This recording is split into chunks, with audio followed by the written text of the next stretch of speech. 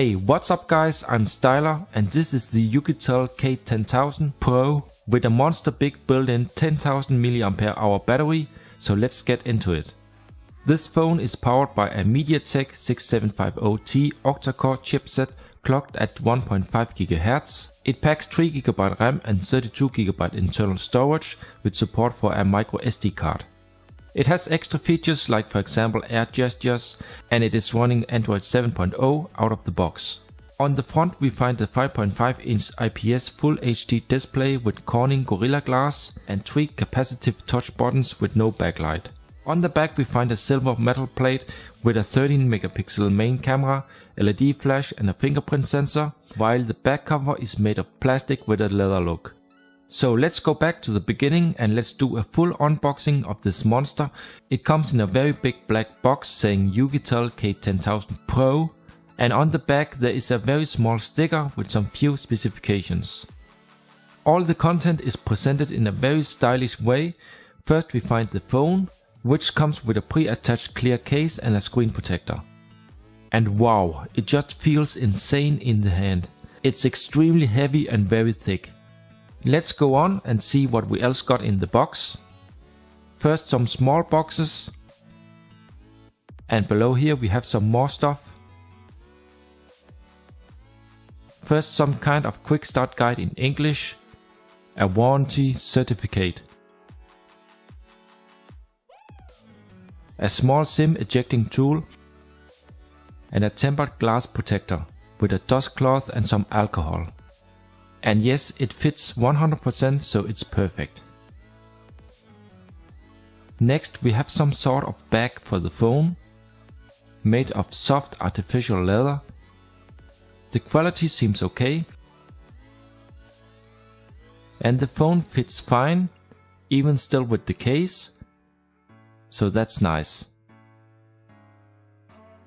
Then we have a USB on the go cable and also the USB charging cable, and notice that the connectors on both of these are very long because the USB port is very deep on this phone.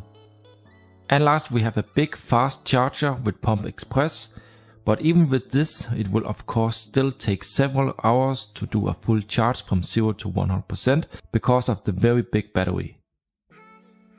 So that's it for the full unboxing. Now to the phone details. The 5.5-inch Full HD display comes with a pre-installed screen protector, so let's first peel off this plastic. The bezels are not exactly thin, but because of the overall big size of this phone it still looks okay. The build quality is high-end, and the materials used also feel relative premium in the hand.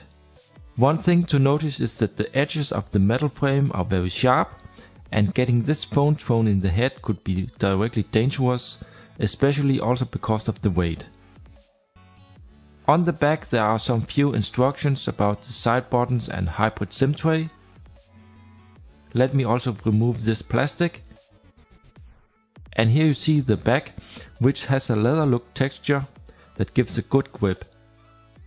Overall an extremely big, heavy and thick phone, but still with a special but nice design and build. On the right we find some solid and responsive power and volume buttons. And let's just compare it with my OnePlus 3T so you get an idea about the thickness. In the bottom we find the microphone, microUSB port and loudspeaker. And notice that this microUSB port requires a special long connector, so it will probably not work with your existing microUSB cables. On the left we find a hybrid SIM tray for 2 nano SIMs or 1 nano and 1 microSD card. And last we have a 3.5mm headphone jack in the top, which provides high volume with good sound quality. The top and bottom parts of this phone are made of plastic. I guess this is where the antennas also are located, while the side is made of a silver plastic frame with a metal part in the center. The rear camera adopts a Micron AR1335 13 megapixel sensor with no interpolation, while the LED flash beside is kind of weak. The whole silver plate that you see here is in fact made of some kind of metal with real screws, so it's not just plastic. On the front we have 3 capacitive touch buttons, menu, home and back. Unfortunately these are not backlit. In the top we find the nicely implemented ear speaker, light and proximity sensor and a 5 megapixel front camera with a sensor called GC5025. The viewing angles of the IPS Full HD display are good and acceptable, but on the other hand also not fantastic, while the sharpness and brightness from the front is average.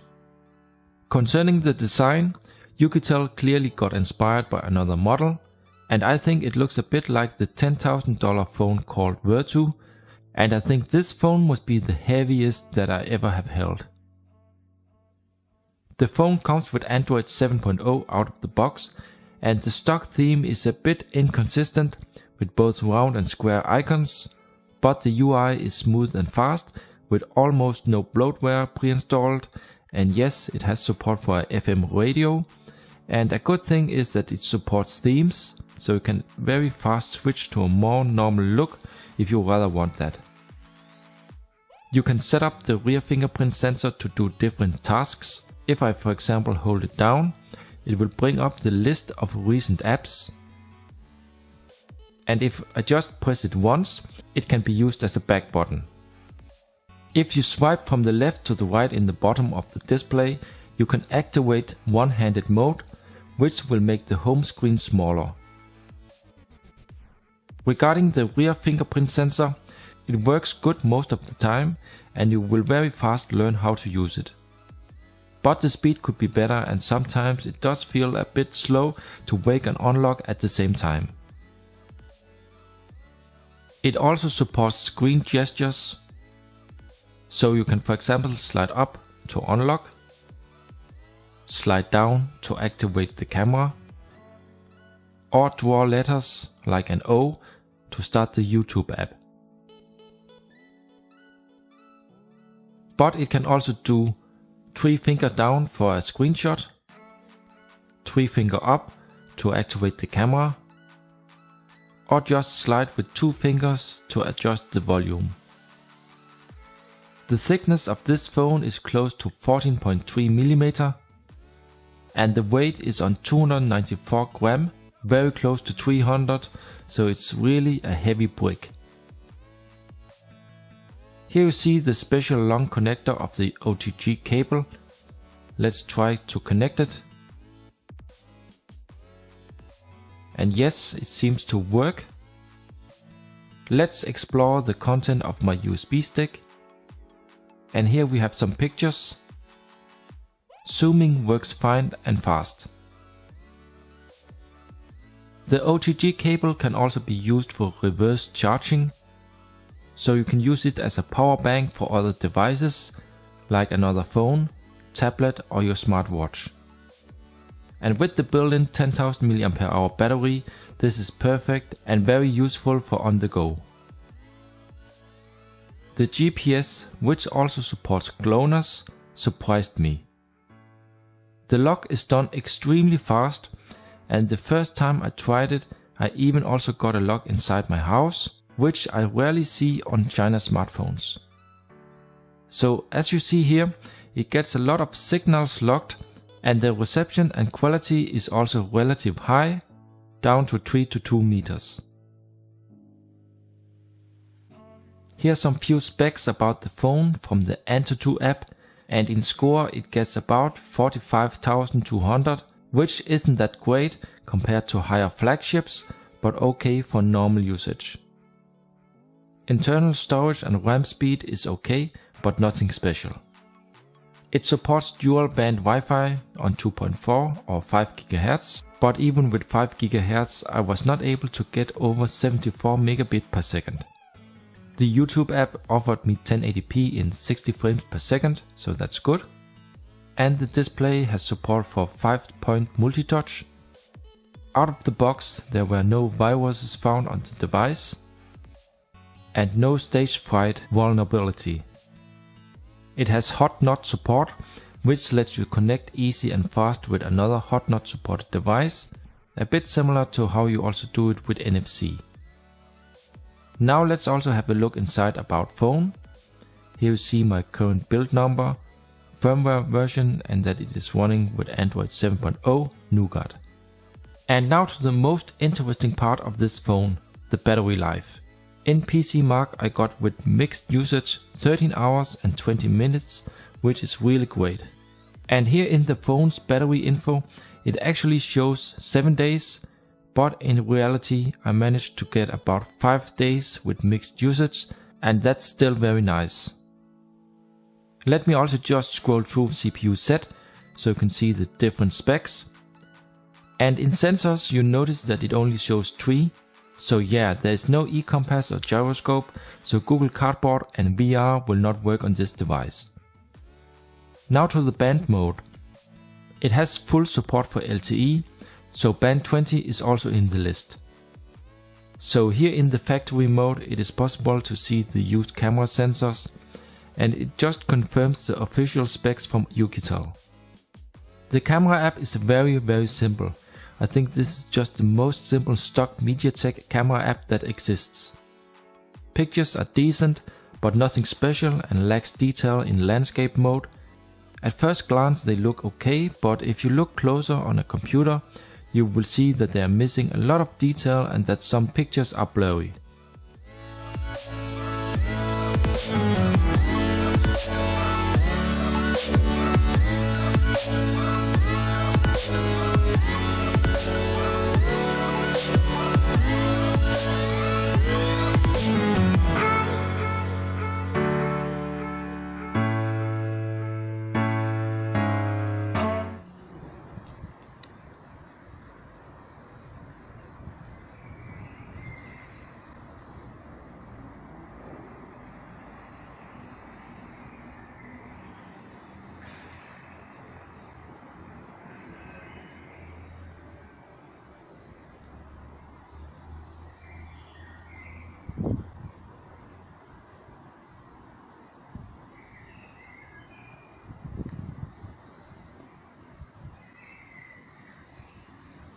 Gaming is average on this phone. I was able to run Asphalt 8 smooth with medium settings, but with high settings it would begin to show heavy frame drops. The sound from the bottom speaker isn't really that great. It's kind of flat, no bass, too much high, and the volume could be better.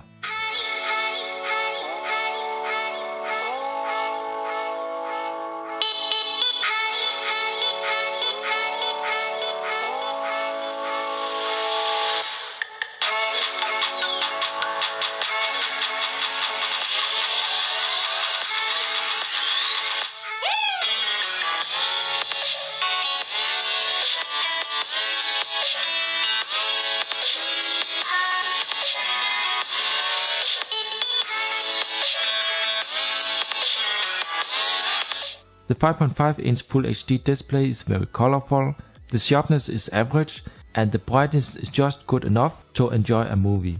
So that is on the good side. The Oukitel K10000 Pro is a very special and well built phone. If you buy it to get the best battery life and screen on time, then this is the right choice, while the performance of the rest is just about average for a budget phone. The phone is indeed no flagship. For that the hardware inside is just too cheap and slow, but for normal tasks like surfing, YouTube, music, phone calls, Facebook, etc. it is good enough. So users who buy this phone shouldn't buy it to get super performance, but rather to get the best possible battery life while on the go. The GPS surprised me a lot, and that's good, as this then could be a perfect phone for some who for example travel in the mountains, or go to a desert, or just to a place where there is no access to power for a longer time. If you should choose to go for this, just remember that it is very big and heavy, but overall it's in my opinion still a very cool phone, as you nearly don't find any other smartphone with such a huge battery on the market. So if you have any questions, feel free to leave a comment below, drop a like if you enjoyed the video and subscribe for more. Thank you for watching this video, and I hope to see you in my next one.